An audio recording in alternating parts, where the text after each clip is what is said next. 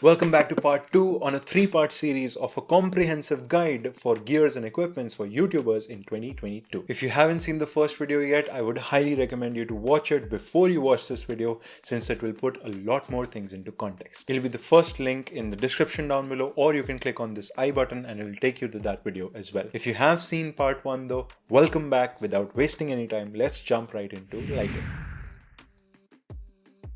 As a YouTuber, you don't actually need to worry about most of the lights and terminologies and concepts in the cinematography world. You only need to know the 4 main types of light that are relevant to you. And in the order of importance, that is the key light, the fill light, the practical light, and the backlight or kicker light. Now, let's start with key lights. Key light, as the name suggests, is the main light in a video. The main light that is supposed to only light up your subject, not the background, not the frame as a whole, just the subject. So if the subject of the video is a product, the main light that is lighting up that product is called a key light. And similarly, in this case, there is one light that is placed right here, which is lighting me up, is called the key light. Now the key light is usually placed on either one side of the camera, so that it can create a more light effect on one side and a more shadow effect on the other side, so that to create a little bit more contrast in the whole frame. Now the shadows on this side of my face are being filled by the second type of light, which is called the fill light. The fill light is supposed to be a light which are filling in the shadows that are created by the key light, and hence the light that is the brighter one has to be named the key light. So if you actually increase the intensity of the fill light enough that it is brighter than the key light, now that light will now be called as a key light and the other light will be called as a fill light. Fill light is usually placed right in front of you, right behind the camera or just in front of it. For example, in this case, my computer screen is actually acting as a fill light for this frame. The third kind of light is called a practical light. A practical light is any light that creates the more oomph in the whole frame. The light which gives the frame a little bit more color. So the light that you see right behind me, the LED lights right here, colored in blue, are called the practical lights. You can also use something like this. This is a fairy light. You can use these in any part of the frame, and these will also be known as practical lights. The whole point of a practical light is to add color or a little life to the whole frame. These lights are to be much dimmer than either the key light and the fill light, because if the practical lights are not dim, they will burn out and they'll create a very bad overpowering effect on the whole frame, and it will take away attention from your subject as a whole. So use practical lights, it gives life to the whole frame, and make them much dimmer than what your main lights are. Finally, let's talk about the backlight, the shoulder light, the kicker light, whatever you want to call it. Even though they are separate terms in the cinematography world, for a YouTuber, it all means the same thing. The main purpose of this type of light is to create a separation for the subject from the background. What you usually do is create like a light on the shoulder, something like this. It just creates an illusion that it's actually the subject is actually much further from the background itself. As you may have noticed, this light is not as important as the other 3 lights, and it doesn't add that much of a dramatic effect. It's actually a great light to experiment with, but only once you're done with the other 3. Now, before I move on to my recommendations, I have to make you aware of 2 very important concepts when it comes to lighting, and it will make a significant impact on your decision-making process when you're buying lights.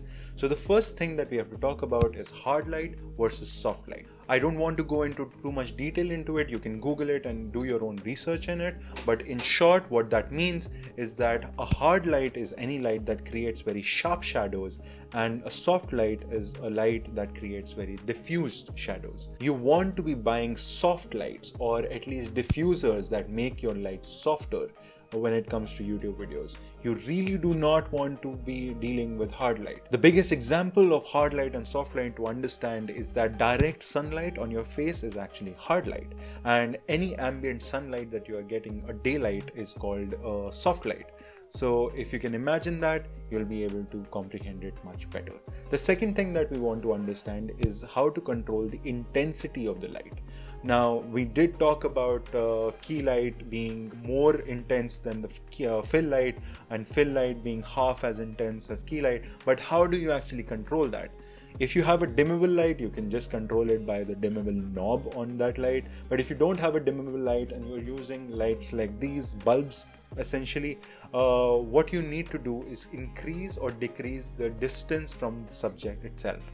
The further away the light is from the subject, the less intense it becomes. But you have to keep in mind, it also becomes more harder the further away it is. The closer it is, the light becomes much softer. So you have to keep that in mind and find that balance and control the light accordingly. Google this term called the inverse square law when it comes to lighting. You will understand what I mean by increasing or decreasing the distance and how it relates to the intensity of the light. Now, with that out of the way, let's actually move on to recommendations. And to start off with, the first and the most important recommendation I want to make to you is that if you have a budget for 2 okay lights and 1 great light, go with just 1 great light. It's a very good idea to start with just 1 light. In most scenarios, you don't actually need multiple lights in your frame. Even right now, I'm just using 1 key light and my computer screen as my fill light. A lot of people use 1 key light and the windows in their house as fill light. You can actually be very creative with just 1 good light. So that's my first recommendation. Then let's move on to the recommendations for the key lights itself. And I genuinely do believe that the Godox SL60W with a big diffuser, a parabolic diffuser, is the best combination of lights that you can get as a YouTuber by far. For the value, it just doesn't get any better. I genuinely think it's at the level of diminishing returns. Any amount of money that you spend over it, whether getting a Godox VL150 or the Aperture 120D, are lights that you will get very little increments over the 60W and you'll be spending a lot more money. So it's at the right sweet spot. That is my high recommendation if you want to start with or are upgrading your lighting setup. But if you don't even have that much of a budget, I can also recommend going for the Harrison Quadlux. It's actually a great light mount. It has 4 spaces for 4 bulbs that you have to buy yourself. But it also has a softbox in front of it. It also has a very good light stand with it. And overall, the whole contraption costs you about 4 to 4.5k without the bulbs. And when you add the bulbs into it, it's about 800 rupees more. The bulbs, I would highly recommend to go with a high CRI or color reflective index value.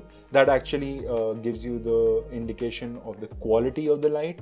So buy a good company bulb with a high CRI value, preferably over 90%. Now, even though I'm recommending all these lights, it is important to note, if you don't even have that much of a budget, you can actually still create your own light. I will link to a great DIY video which does explain you how you can make your own lights yourself. Next, let's talk about fill light. If you have the budget to actually invest in a second light, I would highly recommend you to get another light of the same kind that you're using as a key light, because that'll make your life way easier when it comes to post-production and color correction. Though you don't have to actually invest in a fill light. Like I said, you can actually also use indirect sunlight as a fill light. You can use your computer screen as a fill light.